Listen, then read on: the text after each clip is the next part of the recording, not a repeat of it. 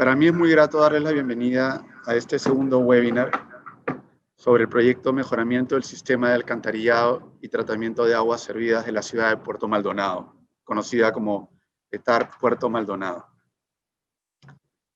La pandemia que venimos atravesando ha dejado en evidencia cómo la falta de infraestructura social en servicios de salud, educación y saneamiento afecta de manera dramática el bienestar de la población, y en particular a los sectores más vulnerables.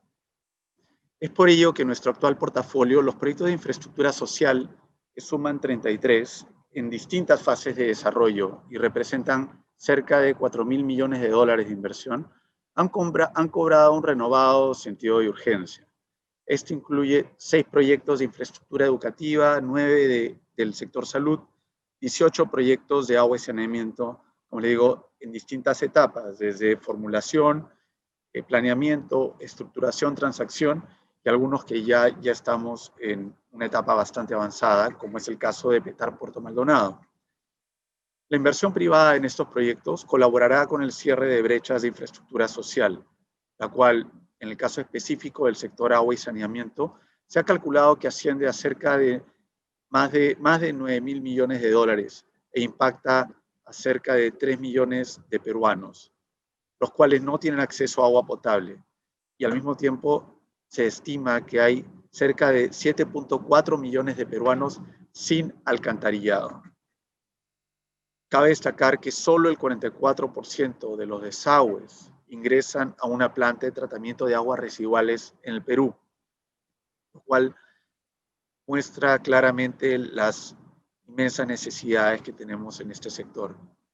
En lo que respecta a las APPs del sector saneamiento, Proinversión tiene en su portafolio 11 proyectos priorizados, incluyendo plantas de tratamiento de aguas residuales, proyectos de abastecimiento de agua potable y plantas desalinizadoras, que en conjunto representan compromisos de inversión del orden de los 1.200 millones de dólares. Estoy hablando de proyectos que están ya maduros o en etapa de maduración.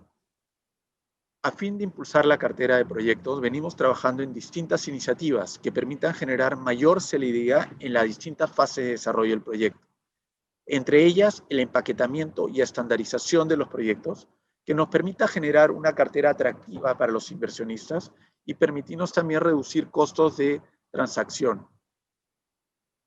Asimismo, conjuntamente con el Ministerio de Vivienda, Construcción y Saneamiento, estamos trabajando en el desarrollo y contratación de un PMO que nos permita brindar herramientas para mejorar la gestión de un paquete de proyectos a cargo del sector, brindando soporte al Ministerio y acompañándolo durante las distintas fases de desarrollo de los proyectos a su cargo. Cabe señalar que los 13 proyectos del sector saneamiento mencionados, de estos 13, 8 corresponden a plantas de tratamiento de aguas residuales, siendo la PETAR Puerto Maldonado el primer proyecto de este paquete que hemos convocado bajo un nuevo esquema de retribución a la inversión denominado pago por disponibilidad. Este nuevo esquema busca garantizar la continuidad del servicio, sujetando los pagos a la provisión del servicio y al cumplimiento de estándares de calidad de los servicios establecidos en el contrato. El proyecto PETAR Puerto Maldonado propone el mejoramiento y ampliación del sistema de alcantarillado sanitario, así como la construcción de una nueva infraestructura para un eficiente proceso de tratamiento y disposición final de las aguas residuales. La PETAR Puerto Maldonado permitirá disminuir los índices de enfermedades de origen hídrico y mejorar la calidad de vida de la población a través de la descontaminación de los ríos Tambopata y Madre de Dios. Cabe destacar que en el caso del proyecto PETAR Puerto Maldonado, este ha sido estructurado con la participación y la asistencia técnica del Banco Interamericano de Desarrollo. En general, como saben, nuestros proyectos cuentan con asesores de primer nivel que nos ayudan a garantizar que los proyectos que sacamos a concurso lleguen maduros y bien estructurados. Para todos nuestros procesos, buscamos generar la mayor competencia posible a través de la participación de empresas nacionales y extranjeras que aporten con su expertise al desarrollo del país. Desde Proinversión trabajamos para que este y todos nuestros procesos sean conducidos con transparencia y profesionalismo, en línea con nuestro objetivo de liderar de manera técnica los procesos de promoción de la inversión privada, con especial énfasis en la estructuración y transacción de los proyectos. En este sentido, los invitamos a participar en este proyecto, cuyo plazo de precalificación termina el 28 de diciembre de este año. Y los invitamos también a seguir con atención las próximas convocatorias y declaratorias de interés del sector agua y saneamiento. Me refiero a los proyectos Obra de Cabecera y Petar Huancayo, que escucharán pronto las convocatorias y las invitaciones. Los invito a participar de este webinar. Estamos en contacto. Muchas gracias. Es muy importante destacar la prioridad que tiene el proyecto Petar Puerto Maldonado dentro del portafolio de proinversión, en la medida que es uno de los proyectos que actualmente se encuentra en la fase de transacción y tiene como objetivo, como meta, adjudicarse en abril del 2021. A continuación, vamos a invitar al director de proyectos de proinversión, el señor Juan Pablo Méndez, quien abordará los principales aspectos técnicos del proyecto Mejoramiento del Sistema de Alcantarillado y Tratamiento de Aguas Servidas de la ciudad de Puerto Maldonado. Sobre todo, aquellos vinculados con las consultas que hasta la fecha hemos venido recibiendo y nos parece importante explicar de cara al mercado a fin de que puedan seguir con el proceso.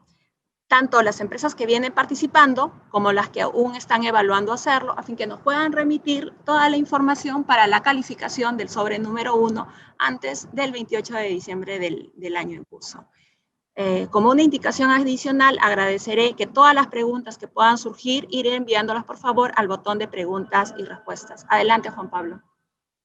Saludar a todo el equipo de Proinversión, al director ejecutivo de Proinversión, y a todos los interesados que hasta la fecha han comprado el derecho de participación y demás interesados en el proyecto que esperamos se puedan ir incorporando en este interesante proceso de promoción de la inversión privada.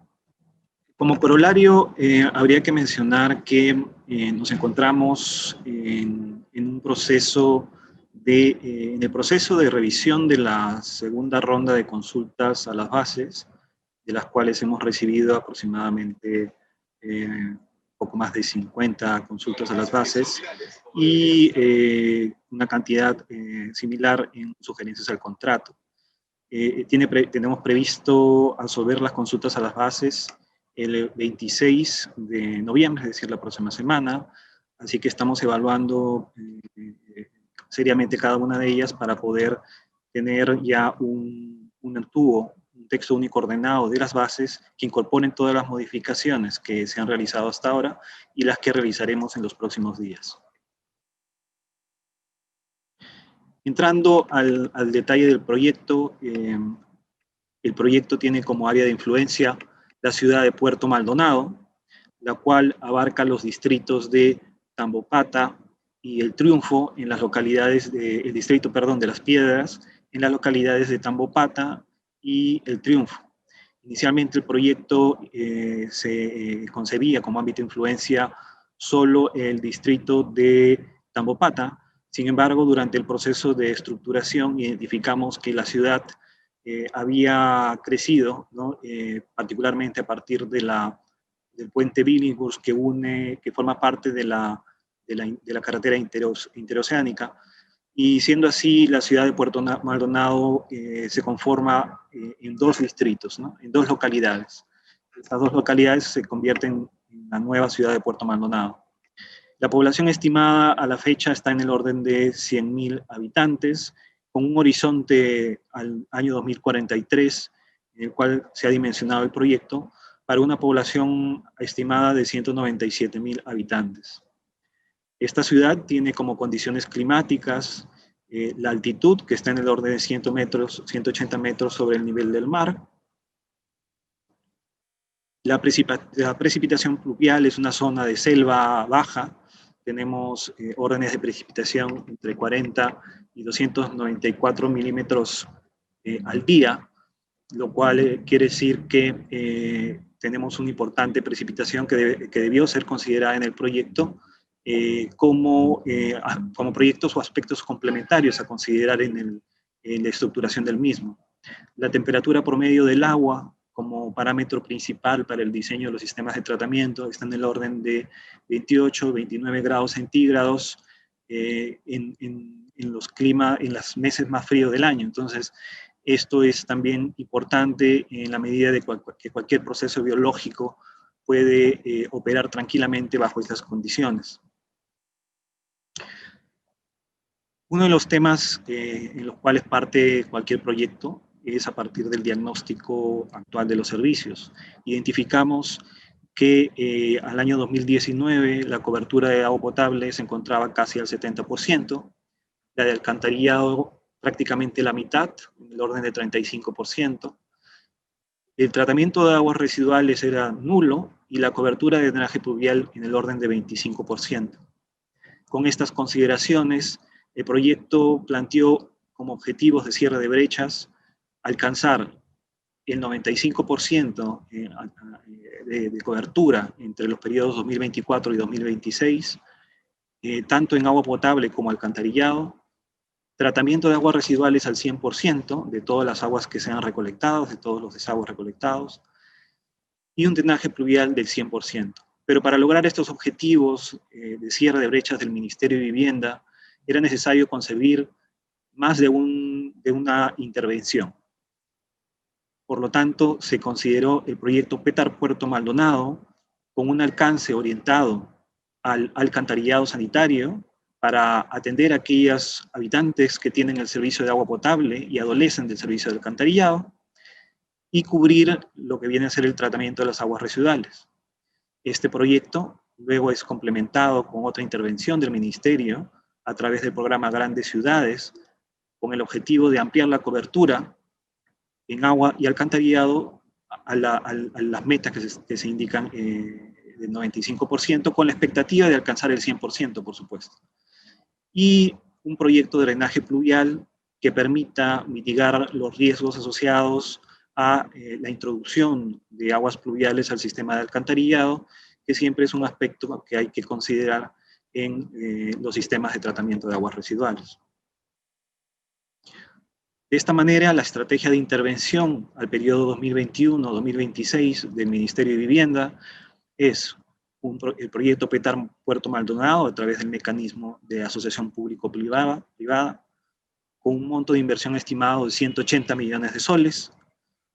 Por otro lado, un proyecto de obra pública a través del programa Grandes Ciudades, con una inversión estimada de 173 millones de soles, y un proyecto de obra pública también a través de un programa integral de drenaje pluvial, con una inversión estimada de 150 millones de soles. El estado de estos tres proyectos al día de hoy es el proyecto Petar Puerto Maldonado como APP, se encuentra en fase de transacción, como todos sabemos. El proyecto del programa Grandes Ciudades está en fase de elaboración del estudio de preinversión, con un cronograma al cual estamos haciendo seguimiento cercano con el Ministerio de Vivienda y el Programa Nacional de Saneamiento Urbano, el PNSU. Y el programa de drenaje pluvial, que se encuentra en elaboración avanzada del estudio de preinversión a través de un convenio suscrito entre el Ministerio de Vivienda y el Banco Interamericano de Desarrollo. Con lo cual, la canalización de estos proyectos se encuentra, procuramos que se encuentre sincronizada por la sinergia que entre ellos se realiza, ¿no?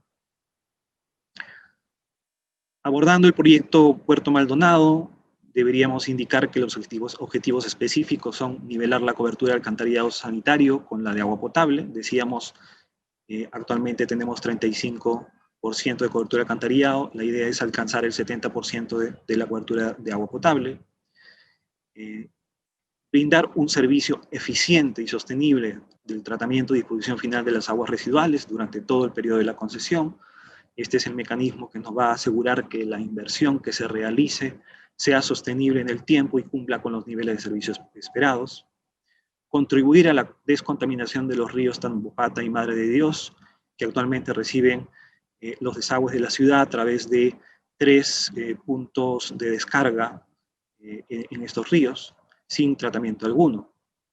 Y evidentemente, como consecuencia de ello, disminuir la incidencia de enfermedades diarreicas agudas y parasitosis que actualmente afectan a la población y mejorar la calidad de vida de la misma. Esto debido a que justamente la ausencia de sistema de alcantarillado en aquellas viviendas que tienen agua y en aquellas que se abastecen de agua a través de otro servicio que no sea el de la EPS, terminan descargando estos desagües en los canales de riego que están frente a los predios, exponiendo a la población a diferentes tipos de enfermedades, como acabamos de mencionar.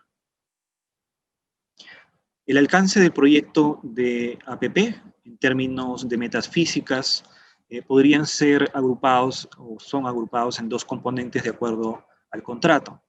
El componente número 1, que abarca conexiones de alcantarillado y colectores secundarios en aproximadamente 156 kilómetros, que incluyen tanto ampliación como rehabilitación de colectores existentes. Actualmente estos colectores, la mayoría son de concreto simple normalizado.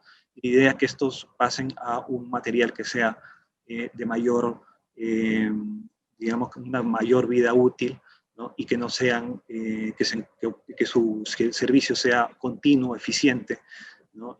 Para lograr los objetivos del sistema.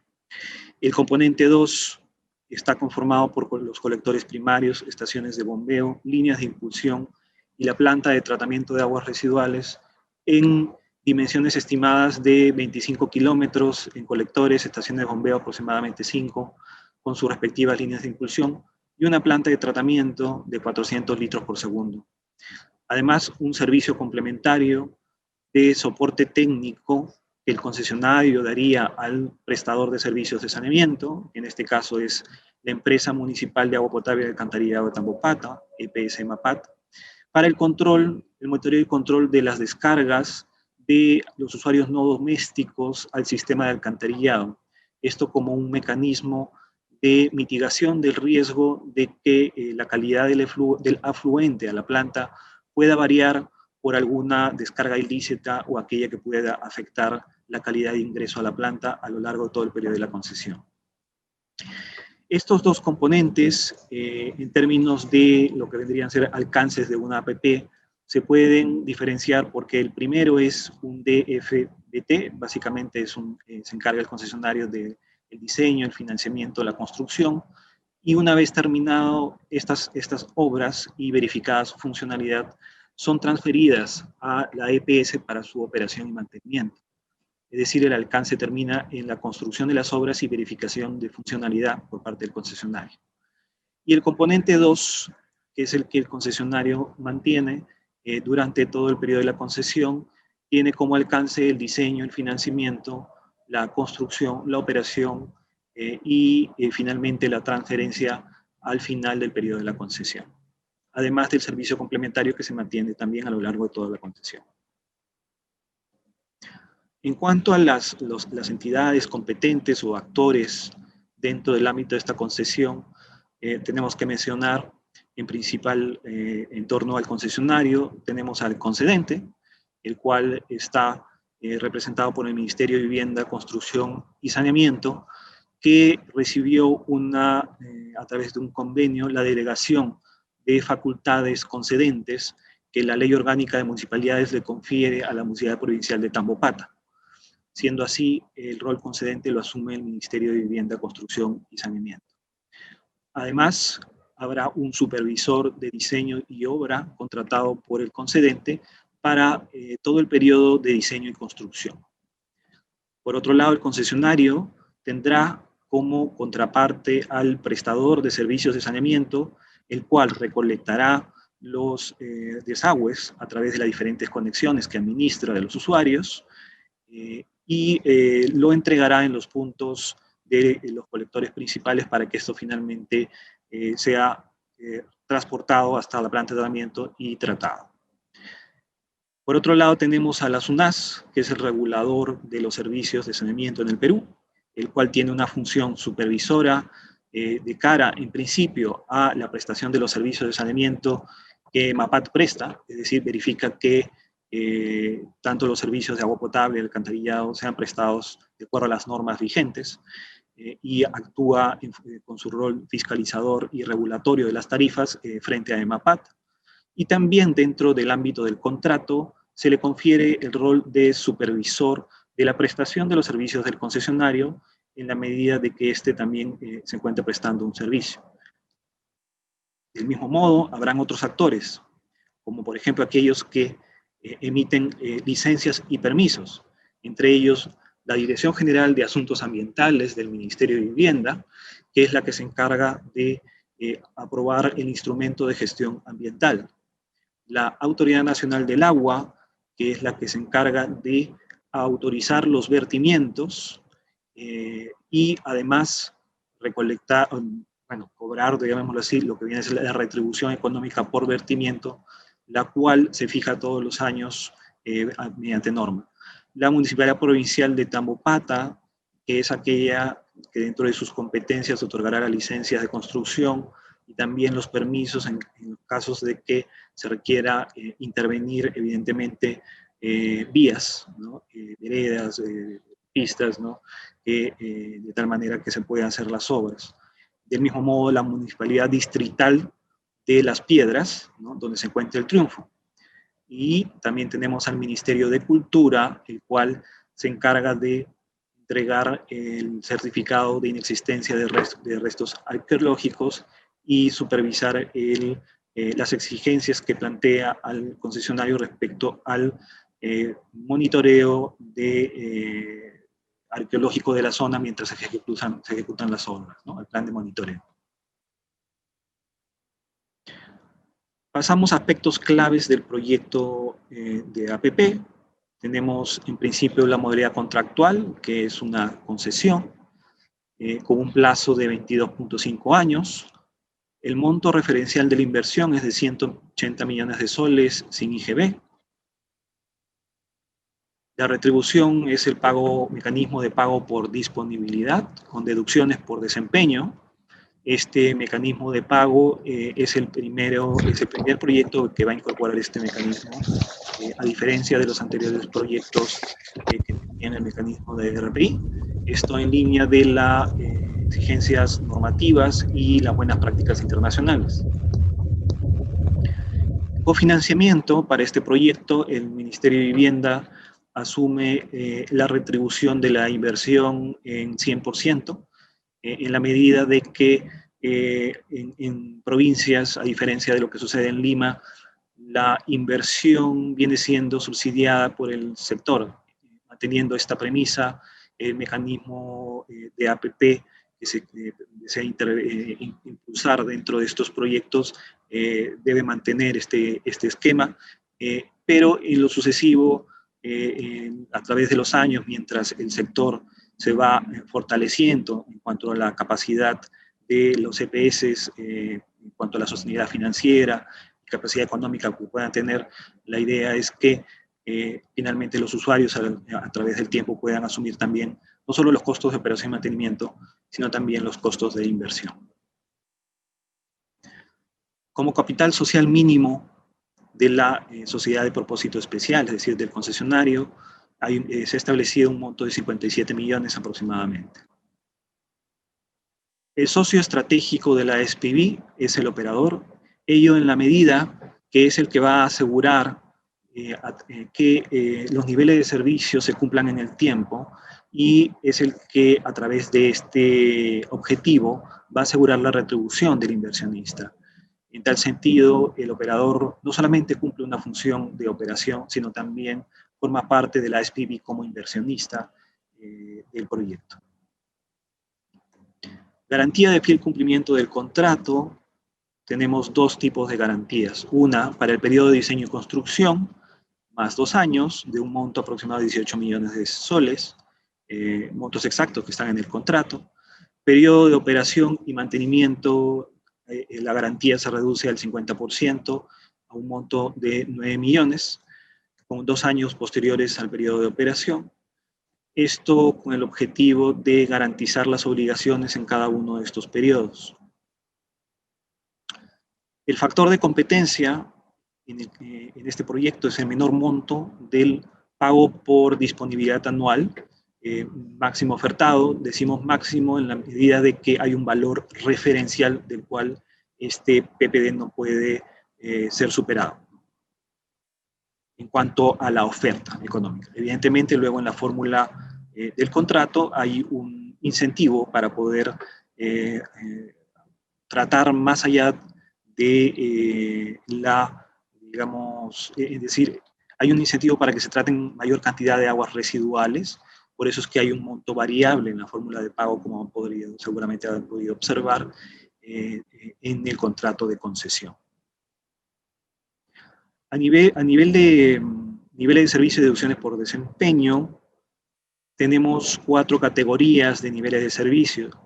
La primera, orientada a el efluente de aguas residuales, en concordancia con las normas nacionales, las cuales establecen niveles de DBO5 en efluente menores a 100 miligramos por litro, de cubo menores a 200, sólidos suspendidos totales menores a 150, coliformes termotolerantes menores a 10.000, aceites y grasas menores iguales a 20, pH entre el orden de 6,5 y 8,5 y temperatura menor a 35 grados centígrados. Como podemos ver, estos niveles de servicio son, en comparación con otras normas, las normas de otros países, por ejemplo en la Unión Europea, son bastante laxos, por decirlo de alguna manera, pero esto se debe a que, en principio, en el Perú hay una regulación en torno a que no solo se cumplen la calidad del efluente como condición, sino también la calidad en el cuerpo receptor. Y esto con el objetivo de aprovechar las capacidades de dilución y depuración de los cuerpos receptores. Entonces, esa es la razón por la cual las exigencias en niveles de servicios están orientadas a estos niveles. En cuanto a la categoría de aguas superficiales, podemos observar que en este caso, al ser un cuerpo de agua léntico en zona de selva, corresponde a la categoría 4 del MINAM, con lo cual la DBO5 debe ser menor a 10 miligramos por litro. No hay exigencia de DQO, sólidos suspendidos totales menores o iguales a 400, coliformes termotolerantes menores a 2000, aceites y grasas menores o iguales a 5, pH 6,5 a 9 y una variación de temperatura de 3. Esto es evidentemente después de la zona de mezcla en el cuerpo receptor, considerando que este cuerpo es caudaloso, es un cuerpo de agua con gran capacidad de dilución. Básicamente esta exigencia se debe cumplir aproximadamente a los 200 metros desde el punto de vertimiento. La categoría 3 de lodos es aquella que está orientada a asegurar la humedad que sale de los lodos que sale de la planta y la estabilidad del lodo, ¿no? En cuanto a humedad, debe ser menor o igual a 80%, y la estabilidad del lodo, entiéndase, aquella que se logra a través de la digestión de los lodos, ¿no? De tal manera que se eviten la proliferación de vectores o la generación de malos olores, debe ser menor o igual a 60%. Estas dos condiciones permitirían además generar la posibilidad de generación de biosólidos con reuso orientado a algunos usos específicos, evidentemente, ¿no? Dado que no hay exigencias en torno a, por ejemplo, lo que es la sanitización del lodo, ¿no? Respecto a la categoría 4 organoléptica, si bien es cierto, existen normas respecto a la calidad del aire, ¿no? Sin embargo, consideramos que la forma más eficiente de asegurar cuando se trata de procesos anaerobios que los olores no se formen es desde el control en las aguas residuales después de cualquier proceso anaerobio. En tal sentido, lo que se establece es que la concentración de hidrógeno sulfurado en el agua residual debe ser menor a 2 miligramos por litro, lo que implica hacer procesos de, por ejemplo, de desorción y absorción del hidrógeno sulfurado después de los procesos anaerobios. Esto como una buena práctica internacional. Estos niveles de servicio, la mayoría de estos niveles de servicio, aquellos que consideramos los más relevantes para fines de la planta de tratamiento, generan deducciones por desempeño. Entonces tenemos 13 niveles de servicio, DQO en calidad de las aguas residuales, la DBO, los sólidos suspendidos totales, coliformes termotolerantes, aceites y grasas. En el cuerpo receptor, la DBO5, sólidos suspendidos totales, coliformes termotolerantes, aceites y grasas. Lodos, humedad, estabilidad y en lo que es calidad organoléptica, el hidrógeno sulfurado acuosa. Como podemos ver, la mayoría tiene porcentajes de dilución en el orden de 0,1% por cada miligramo por litro que sea excedido. En el caso de los coliformes termotolerantes estamos hablando del orden de 0,4% por unidad logarítmica excedida, y en el caso de humedad en el orden de 0,5% por unidad porcentual excedida de los niveles de servicio, y en el caso de estabilidad 1%. Entonces podríamos considerar de que, considerando las características del cuerpo receptor y el nivel de exigencia y la calidad del efluente, probablemente los parámetros más importantes a considerar en los diseños sean la estabilidad de los lodos y la demanda química de oxígeno, además del hidrógeno sulfurado, evidentemente. A nivel de expedientes técnicos y plazos máximos de diseño y obras, tendríamos que mencionar que tenemos dos tipos de dos expedientes técnicos. Estos expedientes técnicos pueden agrupar tanto componente 1 como componente 2, dado que el objetivo de los expedientes técnicos es, en principio, el expediente técnico 1 tiene como objetivo adelantar o realizar obras tempranas que permitan incrementar el número de conexiones rápidamente y generar ingresos tempranos al PSS, o sea, MAPAT, de tal manera que se mitigue el riesgo de ingresos en torno a luego al pago o a la retribución que tiene que hacer el PSS al concesionario. En este caso, el proyecto concibe, como habíamos dicho, que el Ministerio de Vivienda va a pagar por la retribución a la inversión, pero por otro lado, los usuarios van a pagar por el servicio que será cobrado por la EPS, y estos recursos pasarán a un fideicomiso que finalmente sirva para pagar al concesionario por la operación de mantenimiento. Siendo así, es importante para la mitigación de riesgo de ingresos realizar obras tempranas y ejecutar conexiones tempranas y generar ingresos tempranos. De esta manera se ha concebido que el expediente técnico 1, que abarcaría principalmente obras del componente 1 y aquellas obras del componente 2 necesarias para que estos desagües lleguen al sistema principal de recolección y finalmente al punto de descarga, tiene como objetivo incrementar la cobertura en la zona de alcantarillado del Cono Norte. ¿Por qué hemos elegido el Cono Norte? Básicamente porque es la zona que tiene, concentrada dentro de la ciudad, que tiene mayores conexiones de agua potable y mayor déficit de cobertura de alcantarillado, y tiene una recolección dentro de la solución técnica que hemos podido evaluar, que sea por gravedad. Entonces, esto permite que las obras del componente 2 sean las mínimas indispensables para el proyecto en esta fase del expediente técnico 1. Este expediente técnico 1, al realizarse de manera temprana, está concebido para que sea financiado con capital social del concesionario. Por lo tanto, ha sido dimensionado también en esa medida. Por otro lado, el expediente técnico 2, que se ejecuta después del cierre financiero, también puede comprometer obras del componente 1 como del componente 2, y evidentemente serían todas las demás obras que permitan alcanzar los objetivos del proyecto. En términos de plazos y cronogramas que tenemos en el contrato, tenemos, como saben, concebido adjudicar este proyecto en abril de este año, es decir, del próximo año, es decir, segundo trimestre de 2021, y la fecha de cierre en julio también del próximo año, es decir, en el tercer trimestre de 2021. Con lo cual, una vez firmado el contrato, se gatillan los plazos para la elaboración de los expedientes técnicos.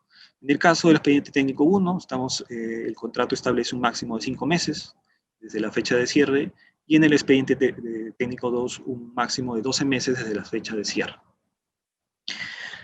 Luego de que los expedientes técnicos son presentados al concedente estos serán aprobados. Evidentemente el contrato prevé que durante el diseño hay una supervisión del supervisor, como habíamos hablado, para la redundancia, y de tal manera que la revisión y aprobación de los expedientes técnicos ya tenga un buen avance, de tal manera que estas observaciones sean las mínimas posibles.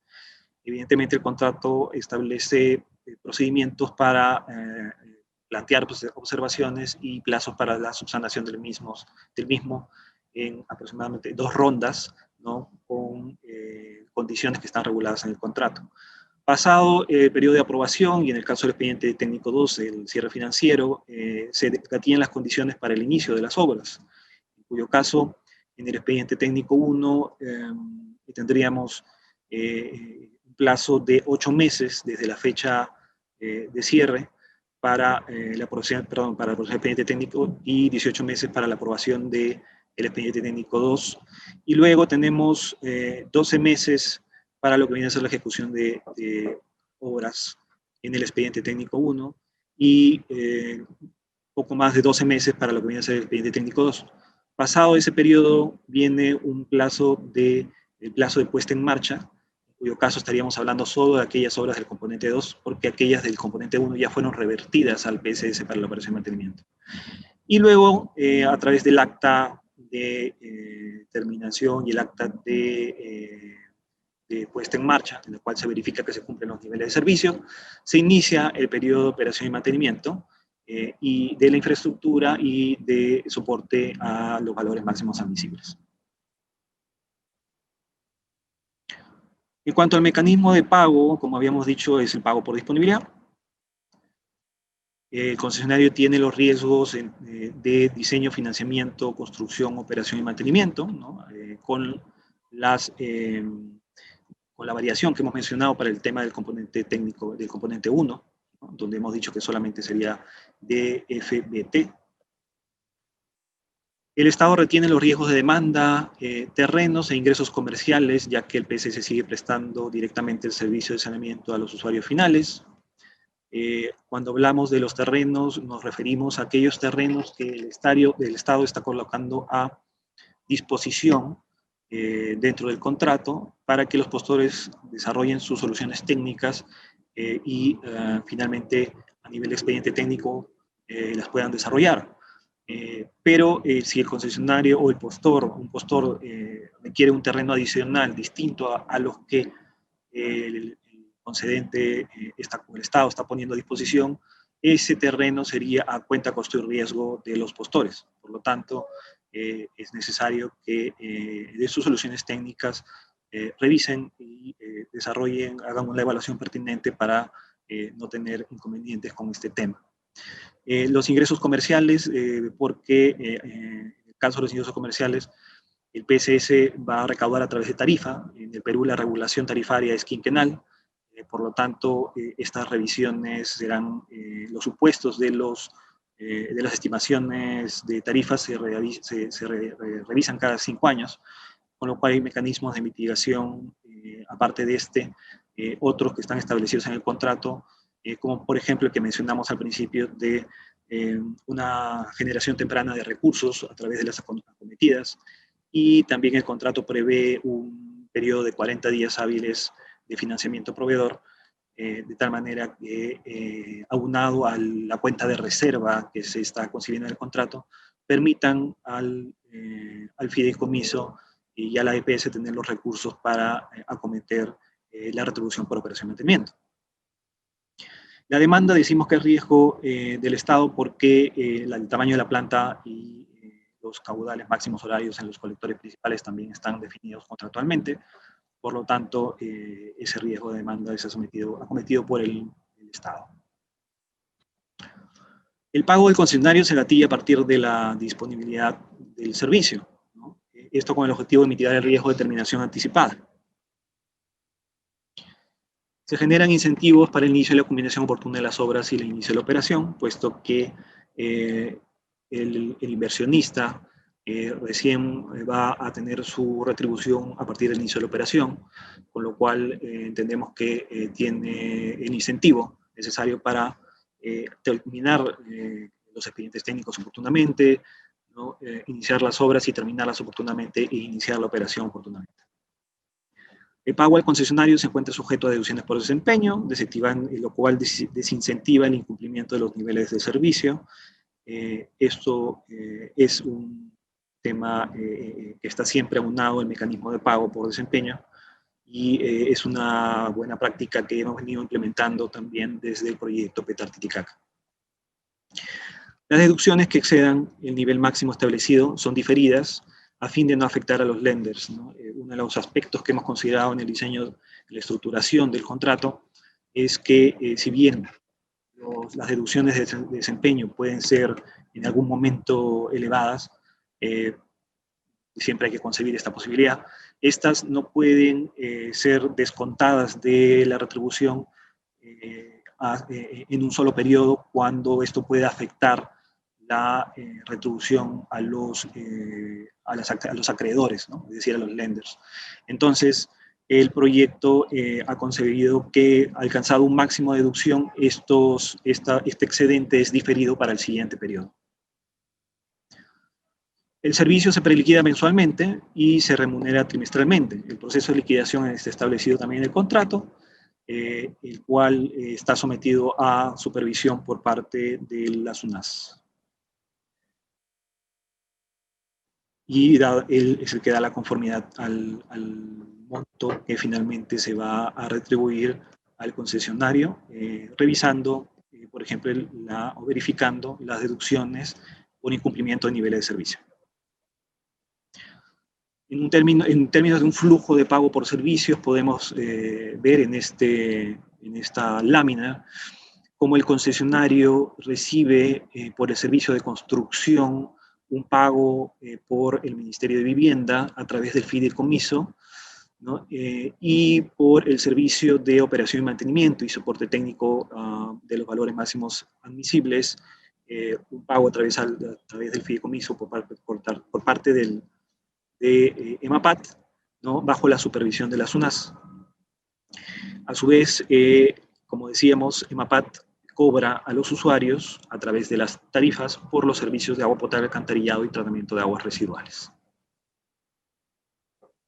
Hay un tema que también está establecido en el contrato, que tiene que ver con la posibilidad de que ante una circunstancia de iliquidez del PSS, y esto es una condición en todos los contratos que se han venido trabajando en saneamiento, que exista una garantía no financiera por operación y mantenimiento. Es decir, si a pesar de todos los mecanismos de mitigación que se han establecido para el riesgo de ingresos, EMAPAT tuviera algún déficit para remunerar al concesionario, se gatilla la obligación del Ministerio de Vivienda como concedente de completar el monto que pudiera estar faltando para el pago por la operación de mantenimiento. De esta manera, el concesionario siempre tiene la garantía de la retribución por los servicios prestados. En esta lámina vemos la fórmula de pago, ¿no? Como decíamos, es un pago trimestral, el cual es la sumatoria de las tres preliquidaciones mensuales, de las cuales se aplican las deducciones trimestrales. Este PPD mensual tiene dos componentes, el componente de cofinanciamiento y el componente de ingresos comerciales. El de cofinanciamiento retribuye la inversión, tiene las siguientes características: es fijo, está en soles, se retribuye por 15 años desde el inicio de la operación, ¿no? A través de los pagos trimestrales, y no tiene ajuste por inflación o conceptos como IPC o IPM. Por el lado del componente de la retribución por operación y mantenimiento, tenemos que este tiene dos subcomponentes. Un subcomponente fijo, ¿no? Que es el componente multiplicado por el factor B.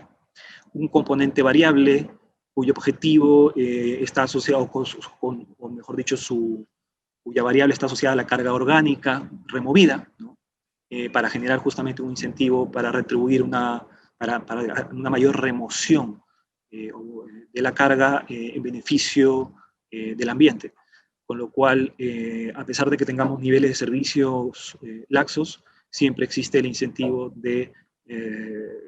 para el concesionario de operar a las eficiencias que los sistemas de tratamiento pueden lograr, ¿no? Estamos hablando de 80%, más de 80% de eficiencias de remoción, ¿no? Lo cual sería retribuido a través de esta fórmula de pago. Es en soles, se paga a lo largo de todo el periodo de la concesión, a partir del inicio de la operación, es decir, 19.5 años, y en este caso se ajusta por IPM a través del factor FA. Esto con el objetivo de, asociado a que existe un ajuste también en el lado de el PSS MAPAT por norma, el cual puede ajustar sus tarifas automáticamente por efecto de una acumulación de 3% en el IPM. Entonces, de esta manera, existe una compatibilidad entre el ajuste que recibe la tarifa y lo que finalmente tiene que pagar la EPS por operación de mantenimiento al concesionario, ¿no? El factor A, estos factores en términos contractuales para fines del mecanismo de pago no son concursables. El factor A está establecido en el contrato y también se utiliza en el factor de competencia, es 0,8145. El factor B es 0,6330, que también es contractual, es no concursable. Y la carga orgánica, que es la que tendrá que considerar todos los postores al momento de hacer su oferta económica, es de aproximadamente 4 millones de kilogramos de CO5 al año, que es equivalente al 81.5% de eficiencia de remoción. Respecto a la versión inicial del contrato, los aspectos claves son el periodo de la concesión, 22,5 años, 3 años de diseño de obra y 19,5 años de operación. Se conciben prórrogas de plazo de la concesión, evidentemente, los cuales se gatillan 2 años antes del vencimiento. Existe esta posibilidad. Evidentemente tendrá que ver mucho con, como dice el contrato, el comportamiento del concesionario. El socio estratégico y la participación mínima, el operador en los documentos actuales que tenemos establecen 35% de participación mínima con voto favorable. Este es un aspecto que también estamos revisando a partir de las consultas a las bases y el resultado será comunicado en la segunda ronda. Suspensión de plazo. Existe la posibilidad, siempre y cuando solo si se afecta la ruta crítica, es decir, si por ejemplo durante la ejecución de la obra un frente de trabajo tiene algún inconveniente por el motivo que sea, y evidentemente que no sea culpa del concesionario, pero no afecta la ruta crítica, entonces no es un motivo para suspensión de plazo de la concesión. Un motivo puede ser también la fuerza mayor del paso fortuito, acuerdo de las partes por causas no atribuidas al concesionario, y también si una suspensión de plazo tiene un plazo mayor a 180 días calendario, el contrato prevé o faculta la terminación del contrato. Respecto a la ruptura de equilibrio económico-financiero, esto por leyes y disposiciones aplicables, es decir, únicamente se puede gatillar en caso de que una norma haga una modificación que tenga efecto en los ingresos o en los costos, ¿no? Esta variación, el contrato prevé que solamente se puede gatillar si esta supera el 10%. En cuanto al régimen de seguros, el concesionario está obligado a contratar a todos los seguros que las normas prevén y aquellos también que aseguren que los riesgos durante su ejecución sean mitigados, ¿no?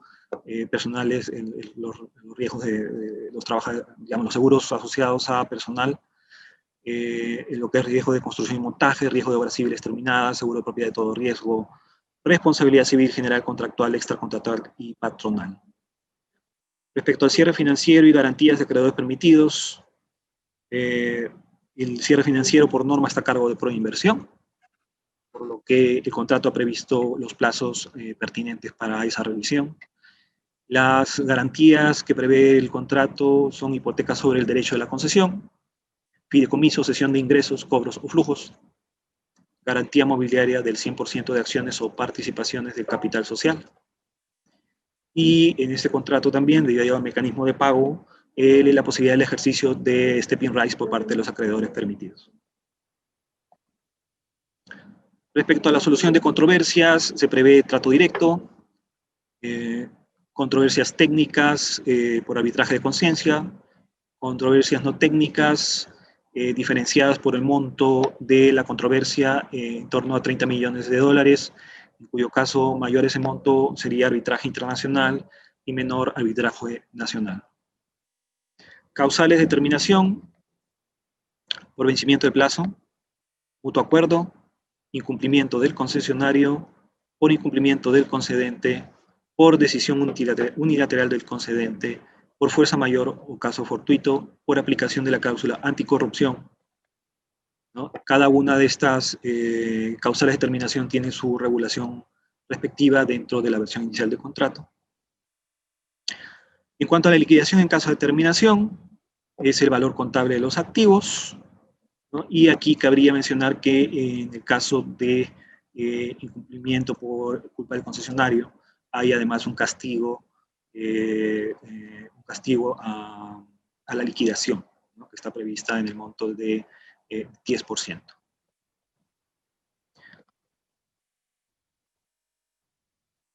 En cuanto a las bases del concurso, pues tenemos el derecho de participación en el orden de $1.000, ¿no? Al día de hoy tenemos un interesante grupo de interesados que ya están en el proceso, los cuales han formulado consultas a las bases y sugerencias al contrato, las cuales ya hemos publicado también. Y bueno, estamos a la expectativa de cualquier otro interesado que en las próximas semanas, antes de la presentación del sobre 1, que es el límite para la adquisición de este derecho y es una condición para el sobre 1, pues se incorporen al proceso. Este derecho de participación habilita al postor a, número 1, acceder a la sala de datos virtual, donde se encuentra toda la documentación técnica del proyecto que tenemos, y aquí valdría la pena absolver alguna de las consultas o aclarar alguna de las consultas frecuentes que se han venido haciendo en torno a la sala de datos virtual. Las bases establecen de que toda la documentación que se pone a disposición de los postores es de carácter referencial. Este es un proyecto que es concurso de proyectos integrales. La solución técnica está abierta a lo que los postores puedan, dentro de los límites que establecen el contrato de concesión, formular, ¿no? No hay una definición de la tecnología. Lo que se ha planteado como solución técnica que está en el BDR es información referencial que sirve al Estado para la estructuración del proyecto y fijar finalmente los valores referenciales del concurso.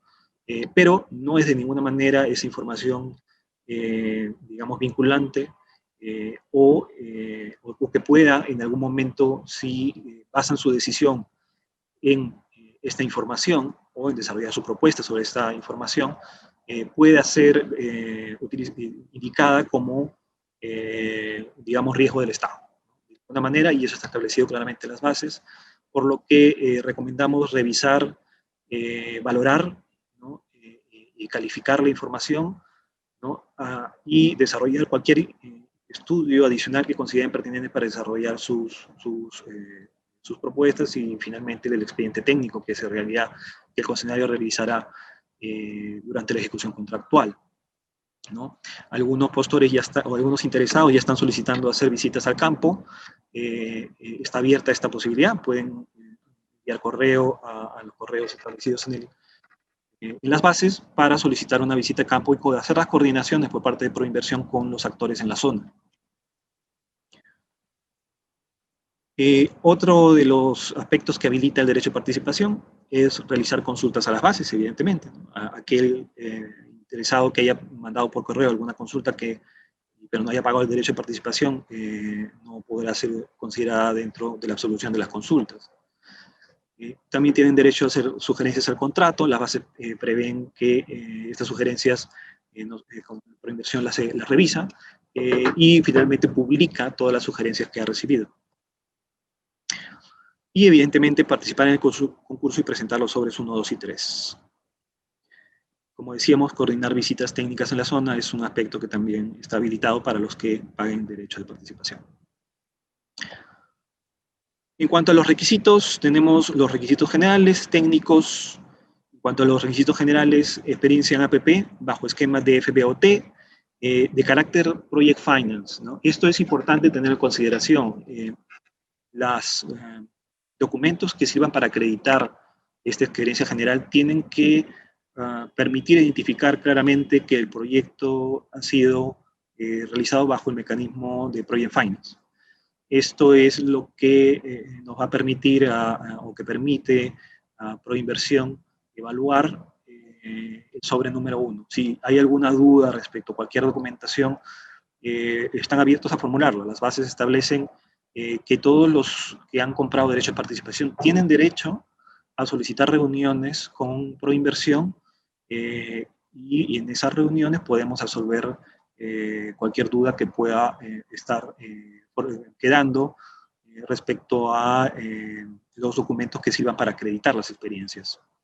Esta experiencia debe ser acreditada con una participación mínima del 25% en aquella experiencia que están utilizando para acreditar. Es decir, si en un proyecto anterior, el que se presente para acreditar la experiencia, en ese proyecto tiene que tener como mínimo una participación del 25%. Ok, el que acredite esta experiencia deberá formar parte del postor, ¿no? Y evidentemente después de la SPV con una participación no menor al 25%, porque finalmente es lo que va a garantizar o dar la señal adecuada de que si ha podido acometer anteriormente proyectos tipo Project Finance, pues para este proyecto también lo podrá hacer y los acreedores podrán tener una evaluación, es una señal adecuada para la evaluación del sponsor en el proyecto, ¿no? En cuanto a requisitos técnicos de construcción, al menos 2 PETAR con caudal promedio mayor a 400 litros por segundo que se encuentra operando, ¿no? En cuanto a los requisitos de operación, al menos 2 PETAR con caudal promedio mayor a 400 litros por segundo, con una experiencia de 2 años consecutivos sustentada en los documentos. Estos aspectos también estamos en revisión y por algunas consultas que han sido formuladas por postores, y en la próxima semana estaremos absolviendo también esas consultas.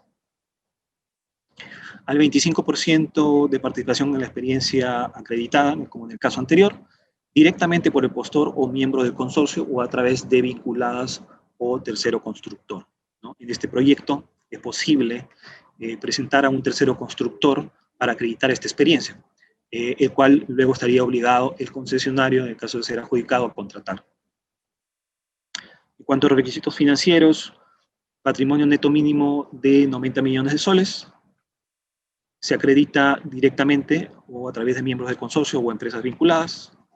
Requisitos legales, tenemos, pues, tiene que tener estatuto vigente, poder del representante legal, declaración jurada del porcentaje de participación de integrantes del postor, declaración jurada de no estar inhabilitado, declaración jurada de renuncia, privilegios e inmunidad diplomática, declaración jurada de participación en un solo postor. No se puede participar en 2 postores, eso haría automáticamente la descalificación de ambos postores, entre otras que están establecidas dentro de las bases del concurso. Requisitos de calificación para lo que viene a ser sobre 2, propuesta técnica, una declaración jurada de vigencia de la información, una declaración jurada de aceptación de bases y contrato, la garantía de vigencia, validez, vigencia y seriedad de la oferta, por un monto de $1,5 millones, la declaración jurada que describa la solución técnica propuesta, que declare que cumplirá los requerimientos mínimos y que declare que cumplirá los niveles de servicio, así como que no requerirá mayores áreas que las propuestas por el concedente o aquellas planteadas por el postor que tendrán que venir adjuntas a la propuesta técnica y que serán adquiridas bajo cuenta, costo y riesgo del concesionario en caso de ser adjudicado, ¿no? Aquí valdría la pena mencionar que, a diferencia de otros proyectos, básicamente se está pidiendo una declaración jurada de la solución técnica propuesta. No hay un límite de páginas, pero estimamos que un número adecuado de páginas para esta propuesta técnica está en el orden de 50 páginas, ¿no? Evidentemente eso no es un tema que vaya a limitar de ninguna manera la solución técnica que propongan. Básicamente lo que se espera es una descripción de la solución técnica propuesta, de las cuales solamente es vinculante lo que es los procesos del sistema de tratamiento que proponen, ¿no? Y los materiales de la tubería que plantean. Eso quiere decir de que luego a nivel de expediente técnico, todos los demás aspectos pueden ser modificados, actualizados, complementados, de acuerdo a las exigencias, evidentemente, del contrato, ¿no? En vista de que tienen que cumplir los requerimientos técnicos mínimos y los niveles de servicio, y bajo la supervisión de, como decimos, el supervisor de diseño y obra, ¿no? El sobre número 3 de oferta económica, las bases establecen que un mínimo de 2 ofertas económicas válidas, de otra forma el concurso quedaría cancelado, declarado ¿no? Necesario, declarado desierto por no tener el mínimo de ofertas económicas válidas, ¿no?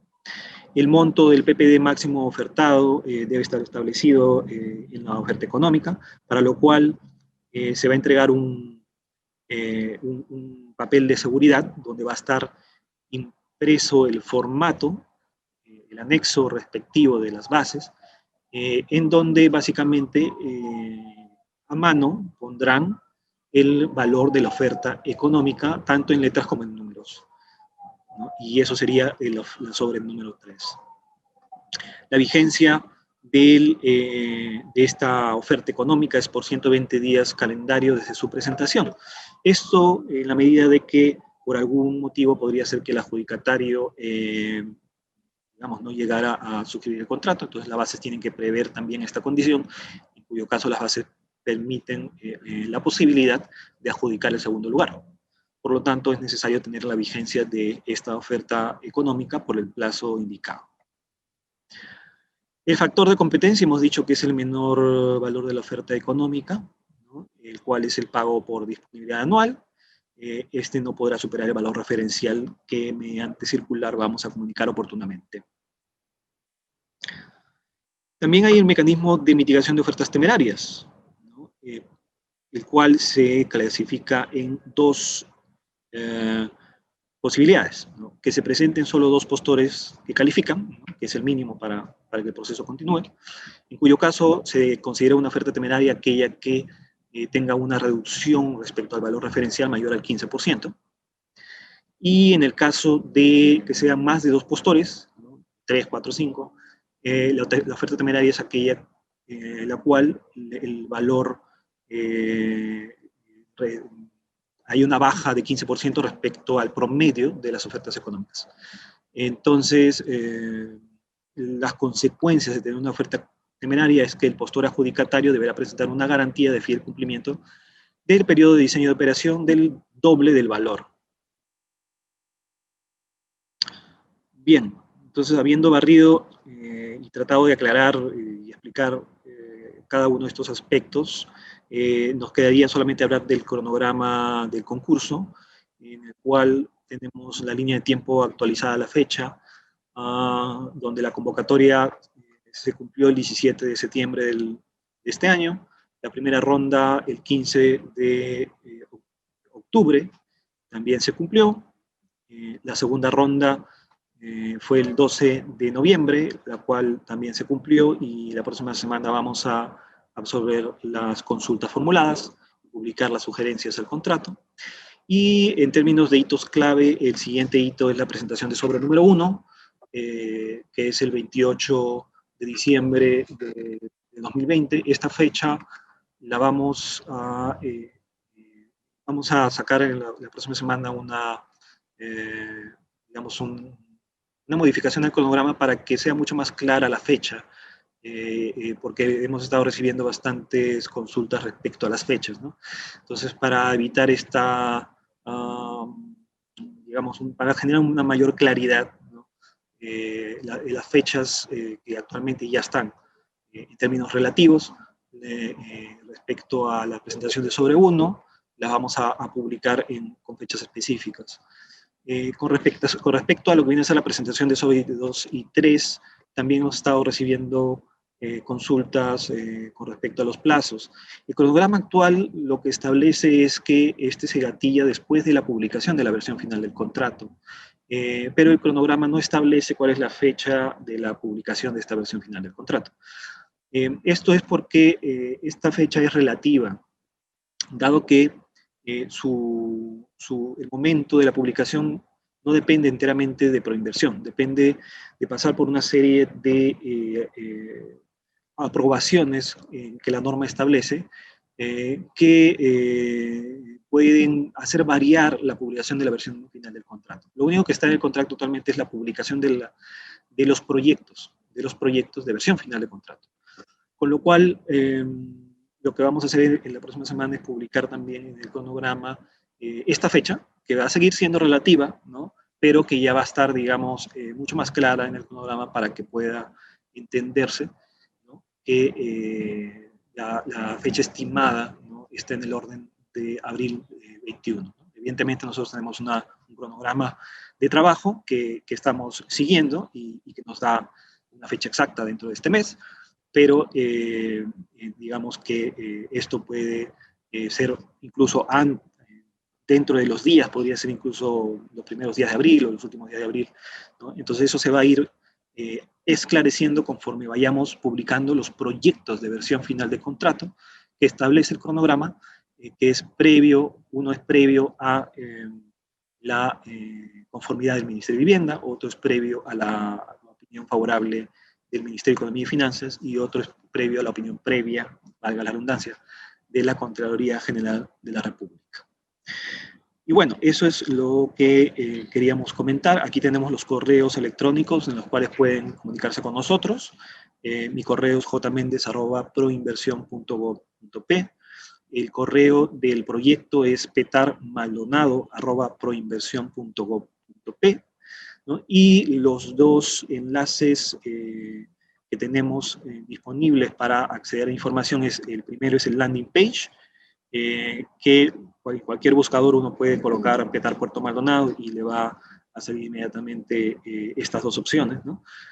Uno es el landing page, que es un formato amigable, y el segundo es la plantilla que tenemos nosotros en nuestra web como Proinversión, que es la que aplica a todos los proyectos y en la cual estamos cargando también toda la documentación del proceso. Bueno, muchas gracias por su atención. Comenzamos con las preguntas. A ver, nos preguntan si la participación accionaria, quieren conocer si la participación accionaria de los postores se puede modificar luego de la entrega del sobre 1, siempre y cuando los participantes iniciales que cumplieron con las condiciones de participación no queden con la participación menor al 25%. Ahí me voy a adelantar a Juan Pablo y creo que ya nos ha ido explicando un poco cómo funciona el cronograma. Nosotros tenemos hasta el 28 de diciembre, o los postores tienen hasta el 28 de diciembre para presentar la información necesaria para la precalificación. Luego, nosotros como Proinversión tenemos hasta el 26 de enero el plazo máximo para el anuncio de los postores precalificados. Hasta esta fecha, nosotros nos mantenemos con la información que nos han ido remitiendo. Sin embargo, los postores sí tienen opción para poder modificar la participación accionariada.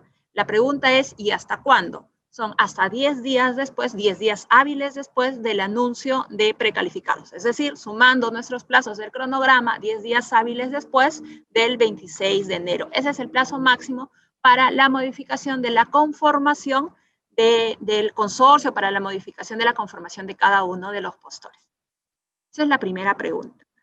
Luego nos preguntan sobre las empresas vinculadas a las empresas estatales de propiedad del mismo Estado pública, si se considerarán empresas vinculadas, a las empresas estatales de propiedad del mismo Estado.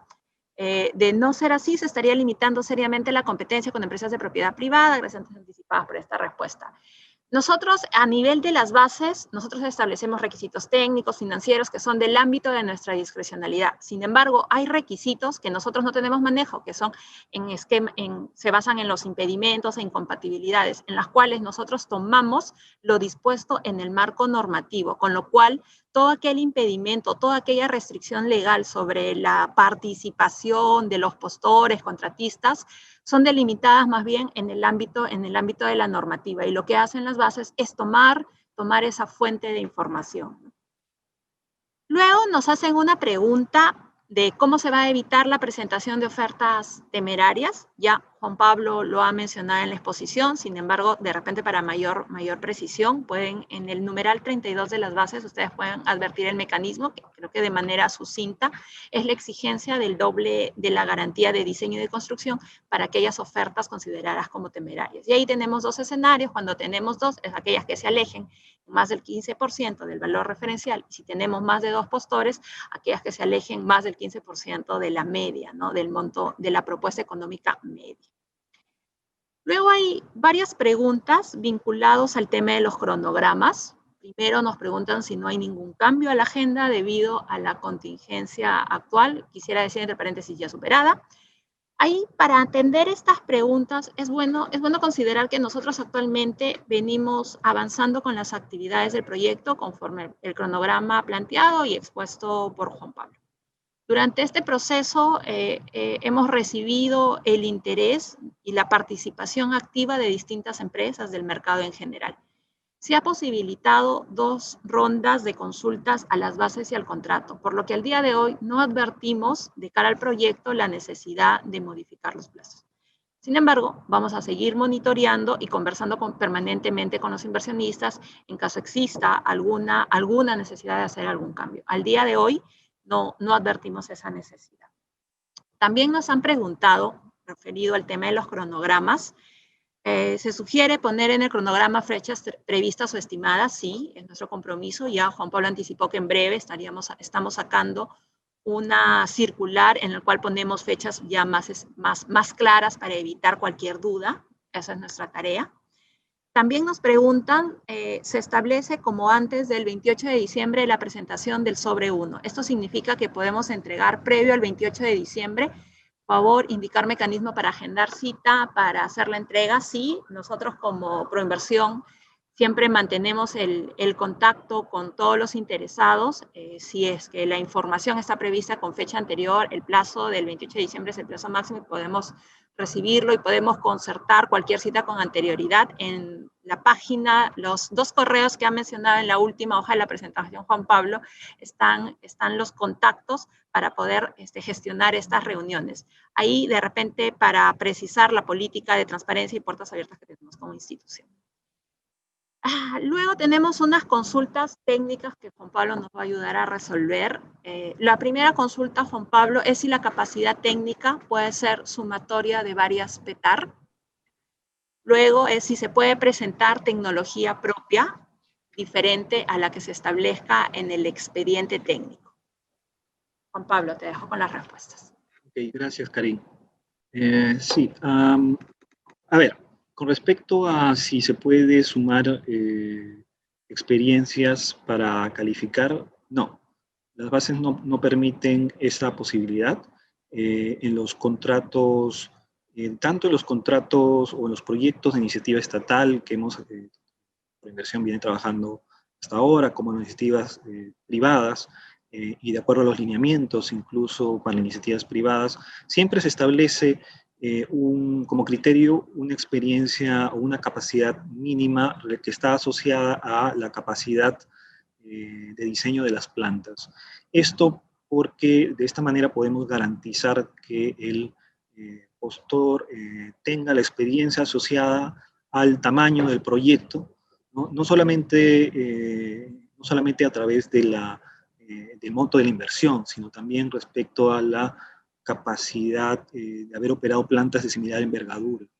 Por lo tanto, la respuesta a esa pregunta es no se puede, las bases no prevén acumular experiencias, ¿no? Actualmente son 2 experiencias de 400 litros por segundo, ¿no? Por lo tanto, tendrán que presentar documentos que acrediten dicho cumplimiento. Sin perjuicio de ello, estamos, como decimos, en proceso de revisión de esa capacidad exigida en las bases, que pronto estaríamos comunicando si es que, a partir de las consultas formuladas, si es que se acepta o no se acepta. Respecto a la segunda pregunta es a la tecnología. La tecnología, como hemos dicho durante la exposición, este es un concurso de proyectos integrales. No hay una obligación tecnológica. La tecnología que está en información, en el BDR, en la sala de datos virtual, es la que ha servido al Estado para elaborar digamos, la solución técnica, evaluar los riesgos asociados a una solución técnica que consideramos que de cara al Estado es la solución que el Estado considera la mejor alternativa, ¿cierto? Y la que determinaría los montos del valor referencial. Por lo tanto, el contrato establece, ¿no?, que el impostor puede desarrollar la solución técnica que considere oportuna, siempre y cuando, número uno, cumpla con los valores, digamos, los valores referenciales de su oferta económica. Número dos, cumpla con los requerimientos técnicos mínimos establecidos en el contrato, ¿cierto? Y número tres, y creo que eso es evidente, le permita, ¿no?, calzar dentro de los terrenos que se ponen a disposición, ¿no? Evidentemente, si requiere una tecnología que supera la capacidad o los terrenos que el Estado está poniendo a disposición, pues tendría que acometer los terrenos adicionales que requiera para plantear esa solución. Eso a su cuenta, costo y riesgo. No, el Estado no va a asumir ningún costo adicional por adquisición de nuevos terrenos. Eso sería, Karin, las respuestas. Gracias. Muchas gracias, Juan Pablo. Tenemos una pregunta final respecto a los componentes del proyecto y nos piden en específico indicar el alcance del DTFT y del DFBOT de cada componente. Sí, en la presentación habíamos, en la lámina que hablábamos de los componentes del proyecto, hablábamos de un componente 1 que tiene como alcance desde la conexión domiciliaria de alcantarillado hasta el colector secundario. Y como componente 2, desde los colectores primarios hasta el tratamiento de disposición final de las aguas residuales, incluyendo la disposición final de los subproductos, como por ejemplo los lodos, ¿no? Entonces, el alcance de ese componente 1 es un DFT, porque básicamente es el diseño, el concesionario está responsable de diseñarlo, financiarlo, construirlo, y luego, cuando se termina la construcción, transferirlo al PSS a través de hitos funcionales que están delimitados en el contrato como unidades mínimas de áreas de drenaje, ¿no?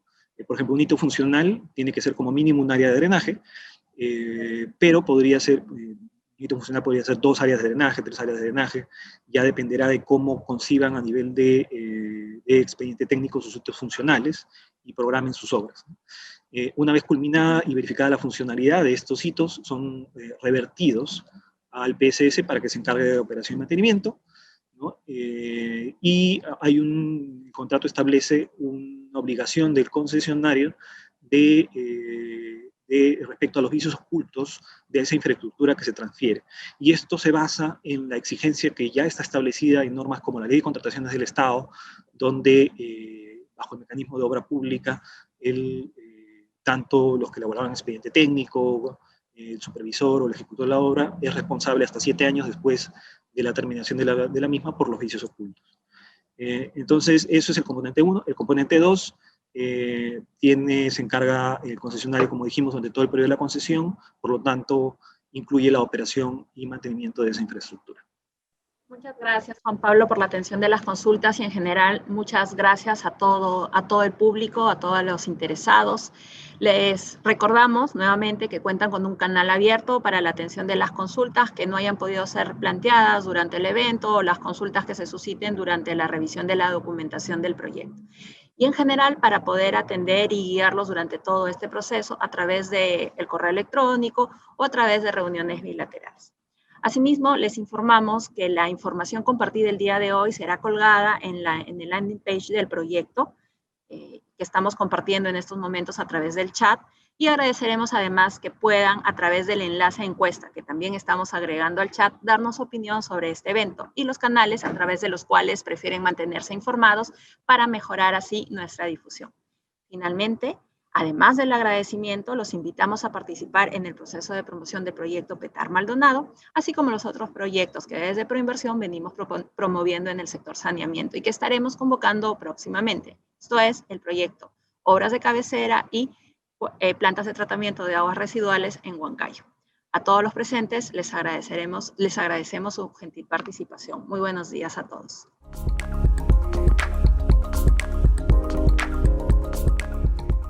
Gobierno del Perú. El Perú primero.